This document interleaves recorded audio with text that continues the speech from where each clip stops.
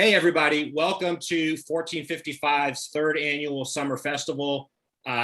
We are taking 3 days, 70 panels to interrogate and celebrate what storytelling means. And of course, for most of us, that means the traditional things we think about, people that write books about things, usually novels or poems or journalism.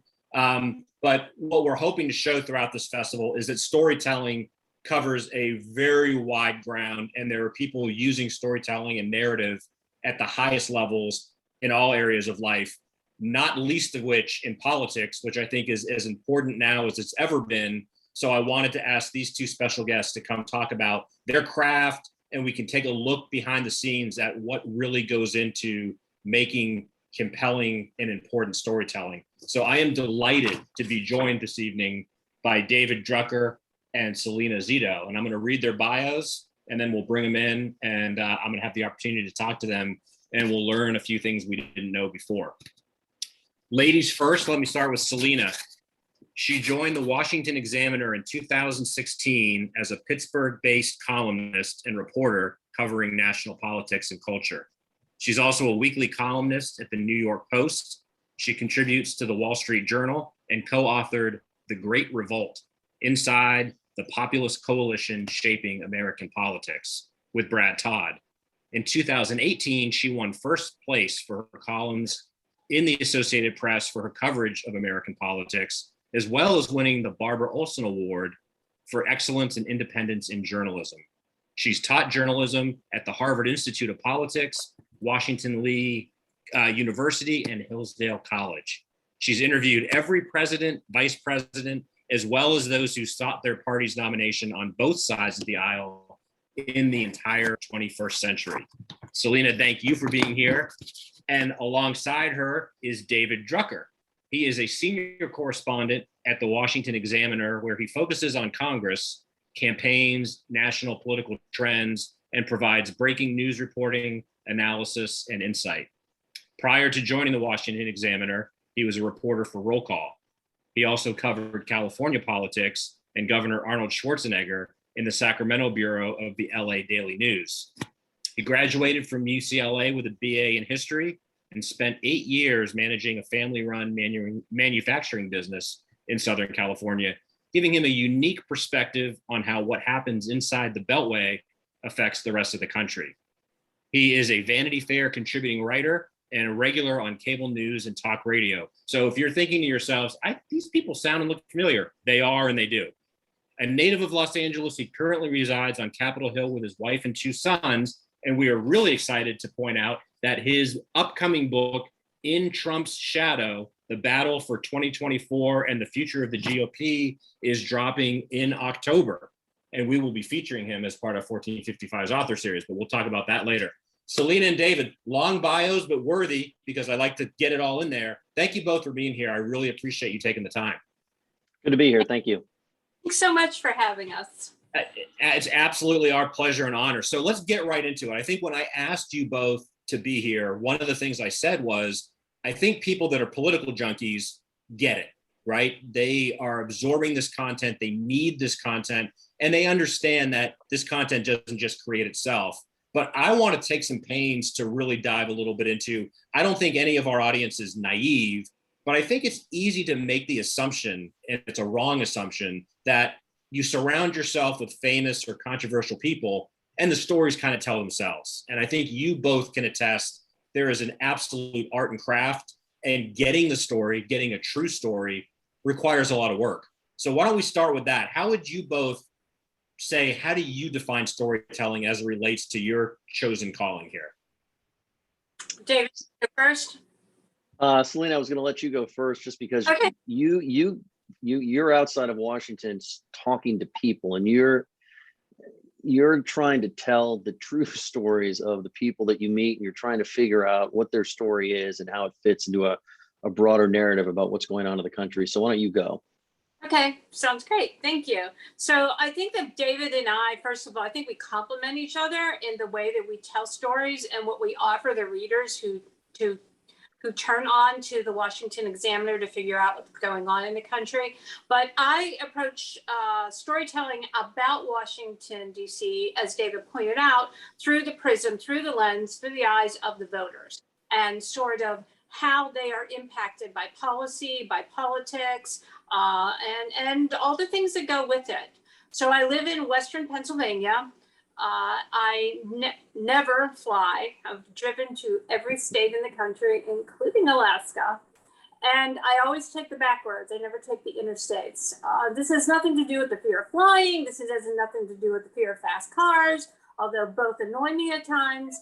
But I find that if I'm going to cover an event, let's say I'm going to a rally for a candidate, I find that if I do it from that perspective, what I find out between the moment I leave my house to the moment I get to their town or their city is, how is that area doing?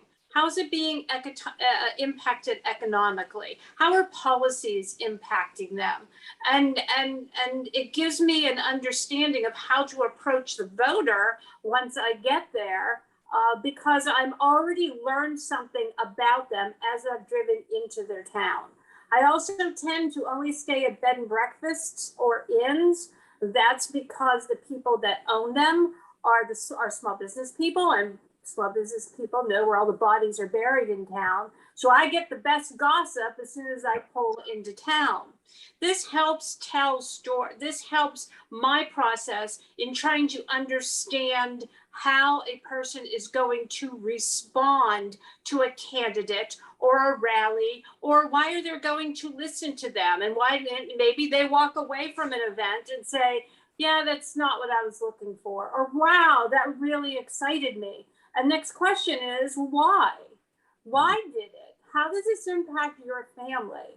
And that helps me then understand, when I eventually cover either the House candidate or the Senate candidate or the presidential candidate, that really sort of gives me an understanding of the questions to ask them. So if you read any of the stories that I write about when I interview senators or congressmen or women or presidents, I tend to ask questions that you wouldn't typically see coming out of Washington, D.C., because my information is fed through the people that are impacted by them. Right on. How about yourself, David? So I have to approach things a little bit differently. And what I'm dealing with oftentimes is trying to tell the story of a politician that doesn't want their story told, or they want it told in a particular way. And what I'm trying to do is give the politician a fair hearing, while also not allowing them to manage the story in a way that isn't true. So the interesting thing about this is, Salena can talk to voters, and voters, at least if they trust you, will tend to tell you what they think. And you can, it's not easy, but you can put together a story about what voters in a particular community are thinking, what Americans in a community are thinking. And of course, if you're writing fiction, you can decide what everybody's thinking, and you can decide what their story is. Not an easy thing to do. I don't do it. But in other words, you're only constrained by your imagination and the sort of arc of the story that you've envisioned in your head. What I'm trying to do with a politician is determine what their arc is, and then weigh what other people are telling me about them with what they are telling me about them, so that I can put together an accurate story about what is going on with them, but also one that is compelling and entertaining. Because even though when we write news stories, we're constrained in format, nobody wants to eat broccoli. They at least want to sprinkle some seasoning on it.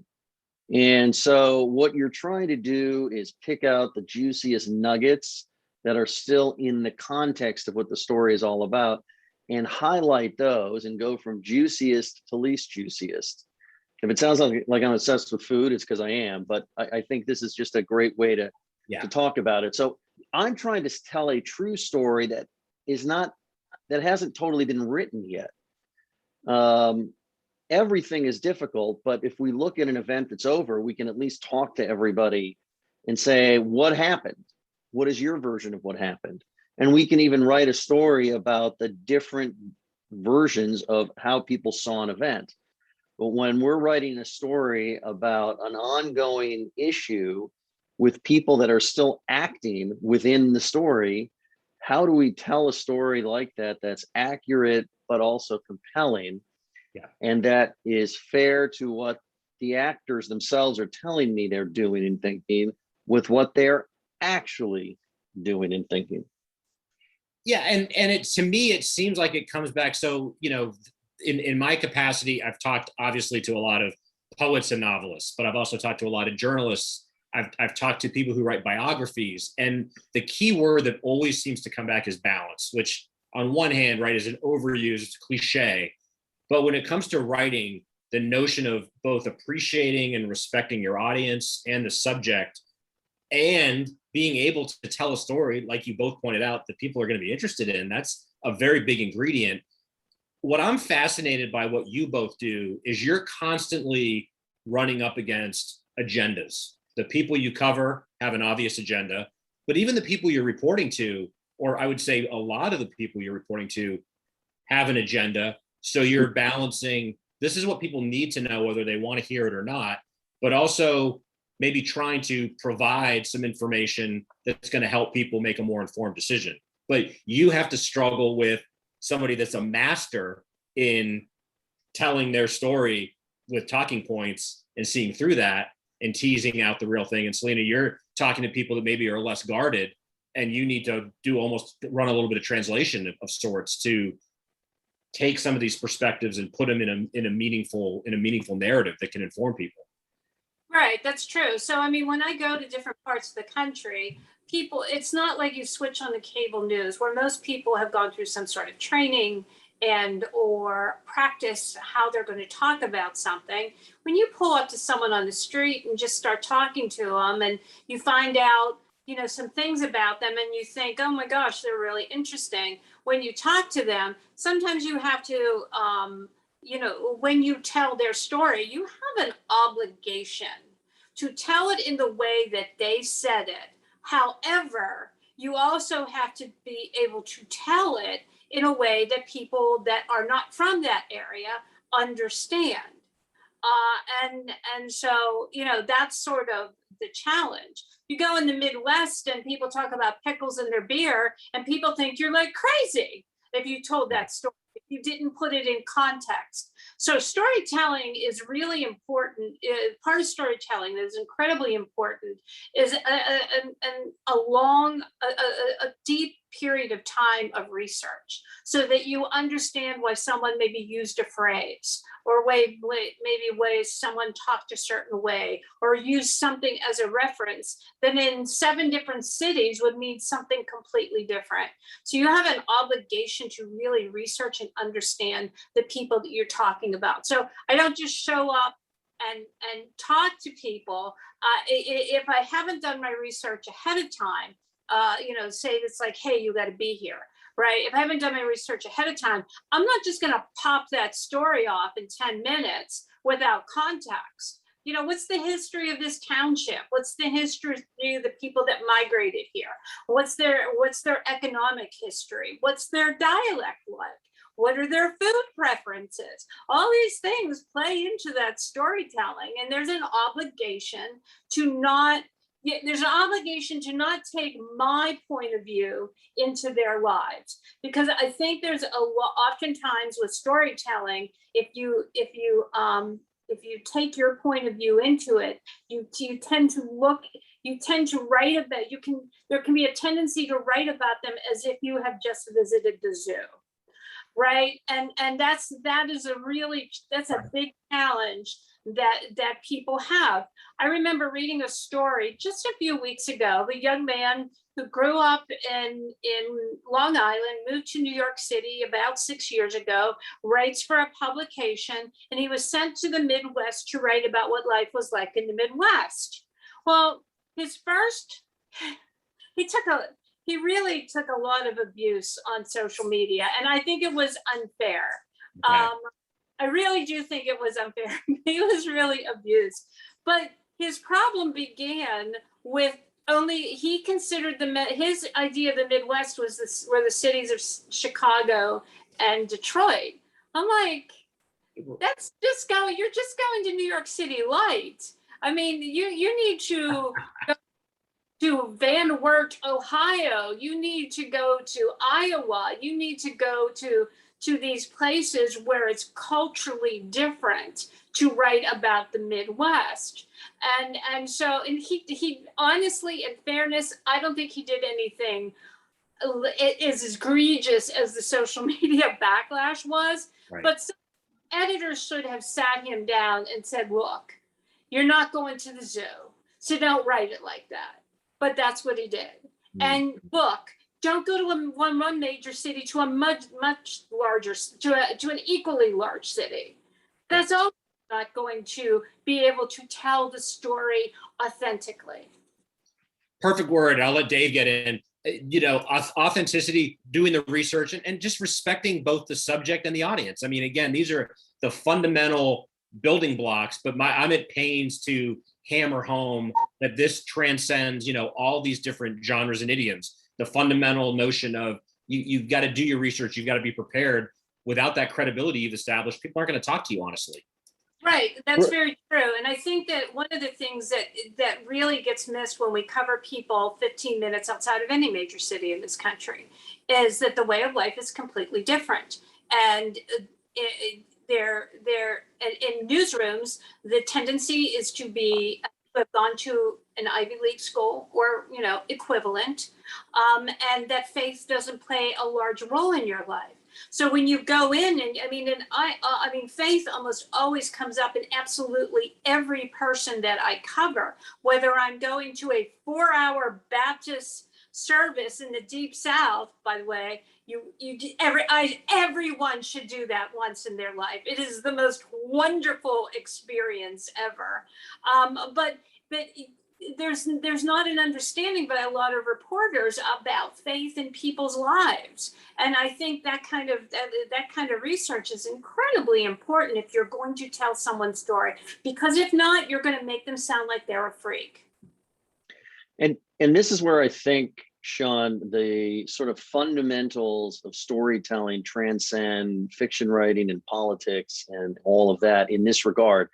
You know, whether you're a creative writer or an actor or some sort of artist, or whether you're a political journalist, you have to approach the people you're covering with a sense of empathy and a sense so that even if you actually don't have anything in common with them or have never experienced culturally or otherwise the kind of life that they're living, or even if politically you completely disagree with them, you have to approach them with a sense of understanding and empathy, so that you can tell their story as they see it. And that's how you're able to then tell your audience exactly what it is that you saw in a way that is real. And to me, it's no different than trying to craft a character. If you approach a character that you're crafting, a fictional character, you have to understand, okay, what kind of person am I creating? What was their upbringing like? What are the psychological motivations behind what they do? And the best characters and the best stories have characters that are somewhat redeeming or at least likable, even the bad guys. That's right. Right? Whenever you actually write a bad guy, like a real bad guy, like we'd all think of a really horrible person, the story is almost less enjoyable, and you can't wrap your arms around it and really enjoy it, because the bad guy's almost too evil. There has to be a sense of humanity in there, even if they're doing the most horrible things. And this is what actors are taught. And this is what goes into great fiction writing when it comes to characters, I think, as a reader. And by the way, when we approach actual real people to tell the story of American politics, we go to all sorts of communities, and we have to be able to have empathy with that, empathize with them and see the humanity in them, even if the things that they're telling us about their view of the world, we personally find abhorrent or crazy. I think that's a big deal. I think the other big deal that I think transcends whether it's fiction writing or nonfiction or journalism or political reporting, and this is something that I've had to learn over the years and get better at, and I still don't think I'm near as good as I need to be, is you have to have an eye for detail, right? So, over the years, as somebody who, at least before I had little kids and wrote for a living, read books voraciously and still like to read great fiction, when you're drawn into this world that becomes real because the writer has such an eye for detail, well, the best history writing, the best political writing brings you inside the room of wherever the politicians are. Well, what did the room look like? And what were they munching on? What were they eating? Who else was in the room? What was the climate like? If they were in a restaurant, what was the restaurant? And what was the decor? Right. All of these things, it's drilled into us as young journalists: who, what, when, where, and why. Get the facts right, be fair. Most important fact on top, second most important fact below, money quote, nut graft, da da da da. But what people are really attracted to is the details of life. And so if you're reporting that people had the two politicians had a big argument, where were they?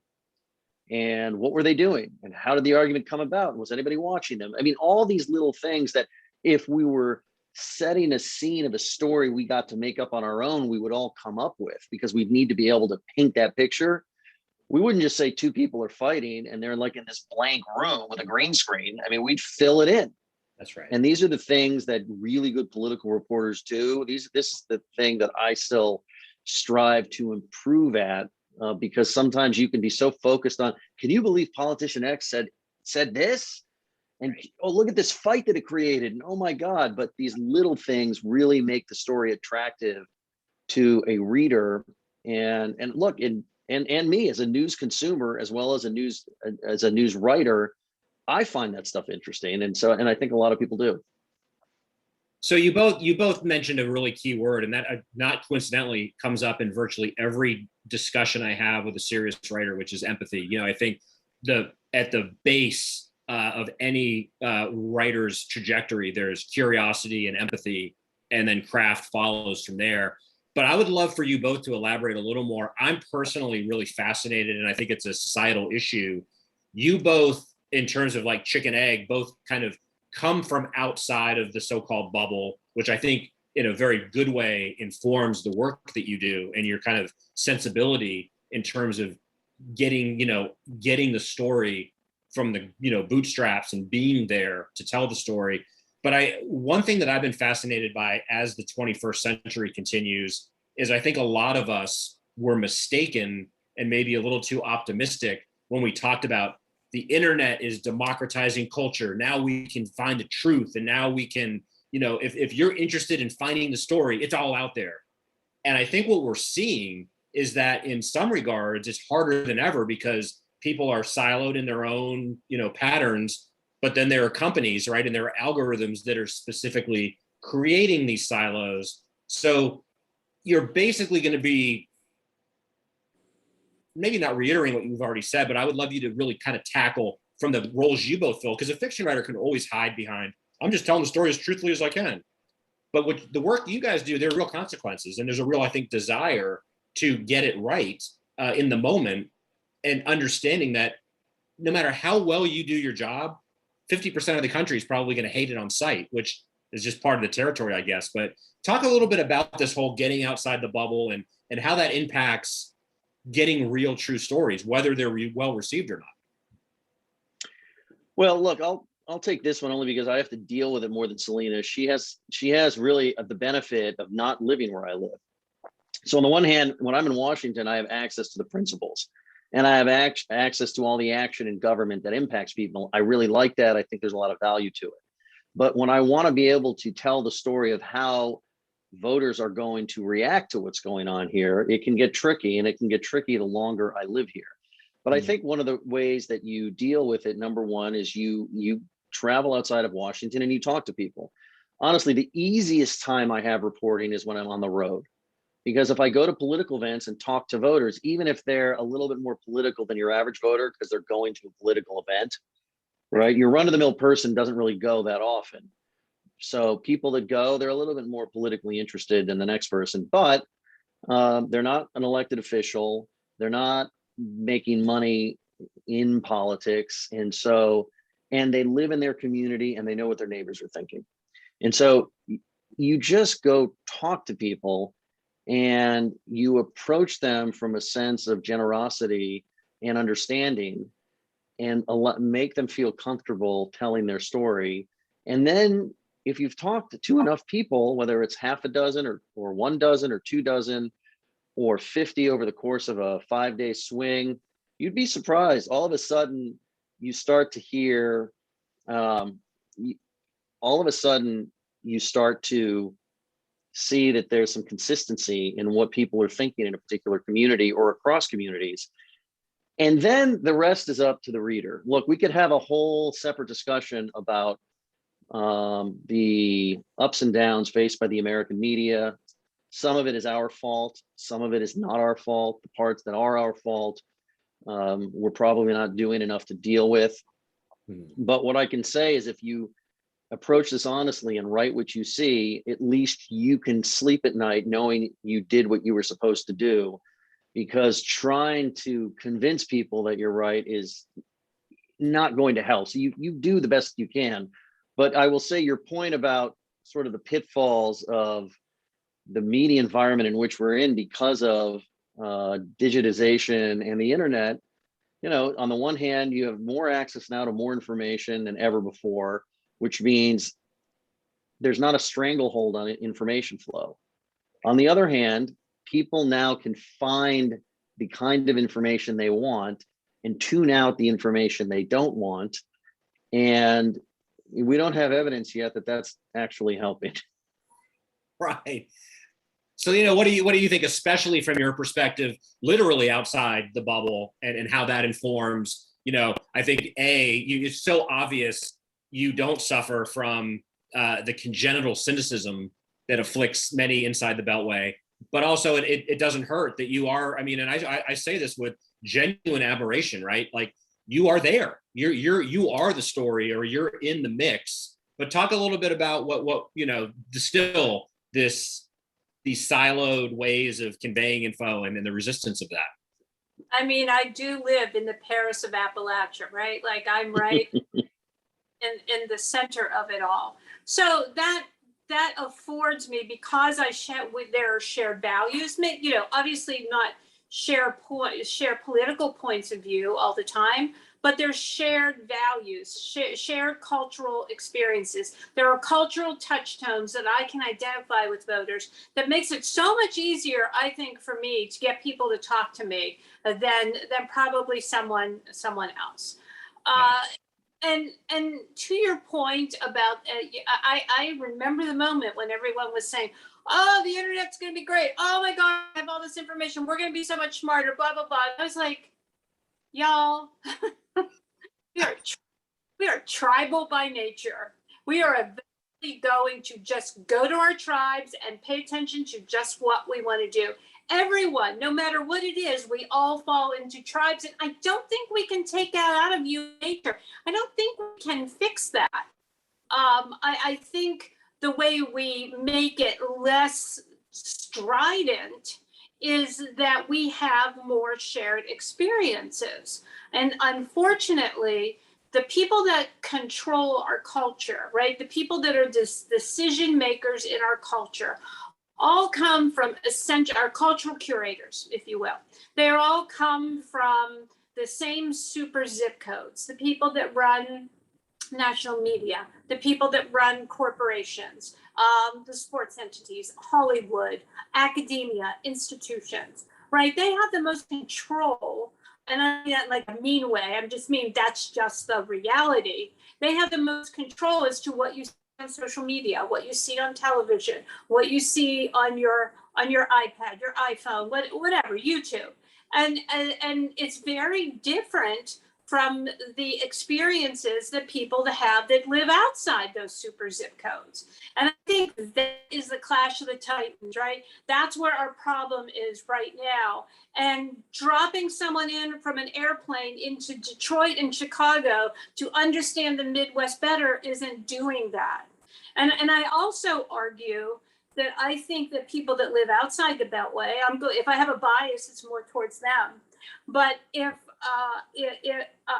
people that live outside the Beltway, they are very happy to spend their disposable income in New York and take their family to a Broadway show, to see the Liberty Bell, to see the 9/11 Memorial, to go to Washington, D.C., to see the Smithsonian's and the Jefferson Memorial and the Lincoln Memorial. Well, I think we need to be more transactional that way and have people that live in those areas be more explorative, more creative, you're curious about. And I think if that would happen, we would be in a better place. I have often argued, and my co-author Brad Todd even wrote a piece on this, that we would be so much better even if the heads of our political parties were located in like Cleveland, Ohio, or Columbus, Ohio, right?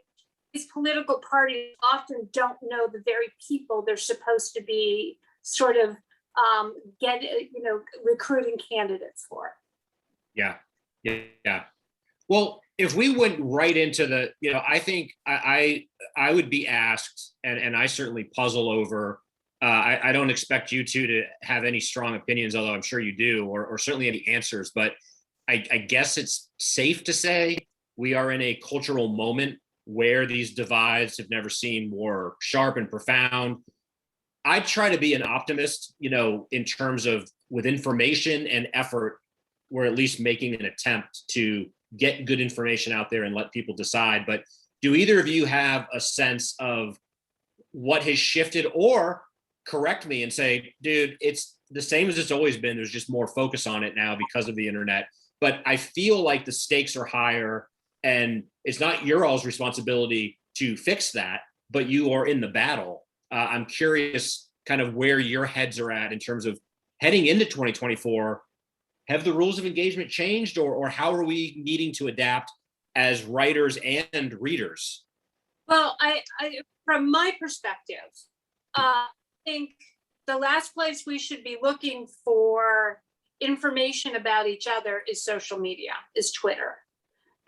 There's a great Pew study that was done a couple months ago, and I forget, it's like 10% of the people that are on Twitter are the most, they're not Democrats, they're like to the far left, right? They don't even represent Democrats. And so I think social media is a terrible place for us to be reflective about who we are. I just drove from here, from Western Pennsylvania to West Lafayette, Indiana, 9-hour drive on the back roads. When I left in the morning, I had just like sort of gone on social media just to check the breaking news and walked away feeling like, ill. And then I get in the car and it's a completely different world. And I felt better about the country. I just saw these tiny little examples, nothing to, nothing to write a whole story about, but just these tiny little examples of kindness and hope and compassion and empathy that reminded me to not go on social media. I mean, for breaking news, I actually got rid of my Twitter account a year ago, completely deactivated it. But I think I see the optimism and the hope and the normal grind of daily life far outside the reaches of social media. And so I'm probably a little more optimistic than many reporters. Dave on social media. In fact, I check in with him once a day. What's happening? What's going on? I don't want to go on air at all. Right. Well, David, as her surrogate, bridge to the insanity, what are your thoughts? Well, I think she makes a good point. Number one, in that social media, particularly Twitter, is not real America, and it's not real American politics. It's the extreme right, the extreme left, and the extreme of whatever is out there.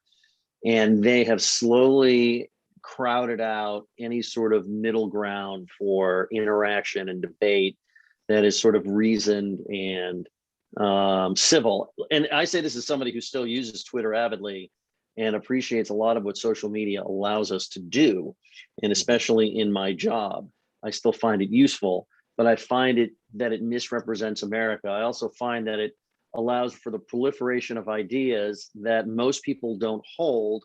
But, you know, as human beings, we seem to think that if somebody wrote something and it was published or posted, that it's got some authority, even when we know it's crackpot city. And so, you know, it's really confusing. And the other thing I would say that sort of dovetails on what Salena said, and when it comes to trying to tell the story of what is happening in the country now, where the country is headed, I think one of the things that would help is to try to drop our preconceived notions and try and disregard what we see on social media, and for that matter, cable television news, something else that I'm an avid user of and have no problem with, and just try and use your own powers of observation to see what's going on. One of my, recent examples is this. You can imagine Salena was talking a little bit about, what happens on the far left on Twitter. The far right has its own issues. And if you talk to some people on the far right, they might tell you that everybody in Washington isn't looking out for the country, and that everybody working in government has an ulterior motive, and they don't like the country and they don't care about the country. And over the 4th of July on Capitol Hill in our little neighborhood, which is, full of government employees and people who work in Congress, people who are evil lobbyists and evil political strategists and everybody else. What did we all do? We went to our annual neighborhood 4th of July parade. And I can tell you, as somebody who loves to cover a parade, to cover a campaign, and I've covered parades in small town Missouri and suburban Texas and West Virginia, and I could go on and on in the states I've covered parades that are nothing like the Beltway, and communities nothing like the Beltway. If you would have transplanted this 4th of July parade into West Virginia or rural Pennsylvania, you wouldn't have thought anything of it. You would have thought it belonged. So there are a lot of similarities we have. I think it's important, as people chronicling this, to just try and have an accurate eye and remember that context is very important. Sometimes the loudest voices that create the biggest headlines, and we all want that because we want to be read. Look, I'm vain. I write to be read. I like to have a byline, but it helps if we understand that not everything that is loud is important. Not everything that is loud is representative. And that means we have to show, I think, as political chroniclers, reporters, writers, we have to show restraint, not all the time, but some of the time, probably more of the time than we would prefer. So there's so much good information, and we could have gone down so many different rabbit holes. I'm going to kind of ask a random backward question, but I think we've established, and you all have confirmed in brief, what goes into the craft, and being there, having respect for the source and the audience. How can people be? We've touched on it, but how can people be better consumers? I mean, I'm talking for the naysayers and the cynics that are like, yeah, okay, I'll get off Twitter, but how do I know who's telling the?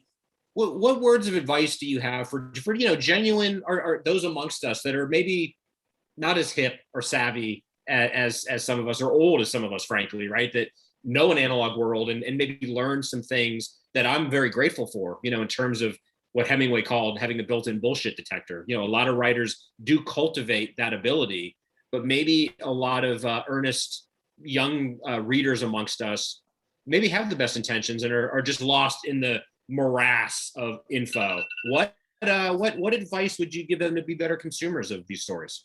I'll offer 2 bits of advice that I use myself. One is I search out views that I disagree with, but views that seem to have a logic to them, a common that seem to have a sort of basis to them, right? In other words, I may disagree that there are people from Mars living on, if somebody says there are people from Mars living on Earth, I don't need to read that.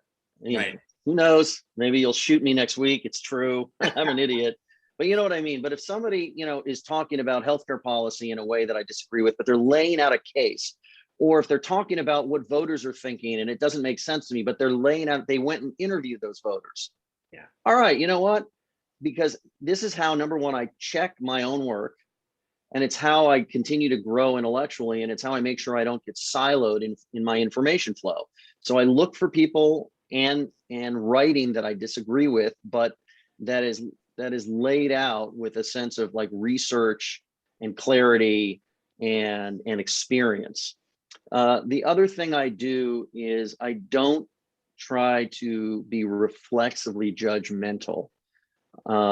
Even if I disagree with an approach or an ultimate conclusion, I choose to assume that the person's being pretty earnest, right? And this is especially an issue in Washington when you're talking to so many political strategists and people that are trying to message to you, and how do you wade through it? But I think this is helpful to anybody. There are lots of people and lots of worldviews that I disagree with, but I don't decide that people are wielding those worldviews or opinions because they're trying to control the world or ruin the country or take things away from me. I just say to myself, hey, this is what they believe. And even in the cases where I think, I don't even know if I can respect that view, that's kind of nuts. But I don't think they're doing it from a sense of selfishness or with an ulterior motive. I say to myself, look, this is how they've interpreted the world, or maybe they've gotten, in my view, the wrong information. But by doing that, I think it allows me to maintain relationships with people, and it allows me not to be angry at people. And then it allows me to hear some of the things through the noise that are going to come that I wouldn't have otherwise listened to. And I think one of the things that is, one of the only things really that concerns me in the country, if you will, is not the level of disagreement. If you look at American history, if you look at the early newspapers in the Revolutionary period, I mean, we've had some real knife fights in the press, through opinion pieces, anonymously reported, all sorts of things. But these days, if you listen to partisans talk about each other, they will say, the other guy knows I'm right. He's doing what he's doing to ruin the country and ruin me because he knows I'm right, and there's no other reason he would be doing this. Right. Actually, he's just different than you or she, and looks at the world different. And maybe their conclusion's crazy, but they're not trying to do anything bad in their mind. And when you understand that, I think it then makes it easier for us to try and deal with everything. Really appreciate that perspective. Salena, what do you think? I try to do David's light, what he just said. I try to, if the subject that I find compelling or interesting or different, I tend to first look at the AP or Reuters report of it, and then get a balance of viewpoints as to what happened. That genuine, and then I do my own research too, and that's what I always advise my readers. Try to get it from the straightest news source possible, one that in theory has no agenda. So AP, Reuters, something like that. But then also, if you're skeptical, be your own best advocate for consuming news. Look, do research. Local newspapers, if it happened in your town and that you're not familiar with, go to their small town newspaper and read their account of it. Those reporters tend to be members of the community. They tend to be the people that coach your kids softball, and someone that's been immersed in the community, and then they will give you, I think, the best viewpoint because they're the one that they're the reporters that have the most at stake because they're there. They have to live in that community, so they have to work the hardest to get the story right. Absolutely. And, again, I'm obliged to point out happily that that's another theme, right, that always resurfaces when we're talking about story and narrative, and that is that travel and the opportunity to interact with other human beings, especially circa 2021 when we're usually behind screens, that in and of itself is an antidote for alienation and the ease with which we can antagonize the person on the other side of the aisle. Breaking bread with people usually reminds us that we're all human and we have a lot more in common than, people with agendas are trying to make us not think that. And it's a good antidote for cynicism to always be reminded that, even as David points out, people that have very different opinions can coexist peacefully and disagree peacefully. Yeah, and food is the great connector. I always have a bag of some kind of food with me as someone I can always share. Well, you want a donut? It's hard to be mad at someone if they're offering you a donut, right? Donut, come on. Well, I will say, we always want to avoid cliches, but the old saw, may you live in interesting times. I think we can agree that we are blessed to live in a very interesting, complex, complicated time.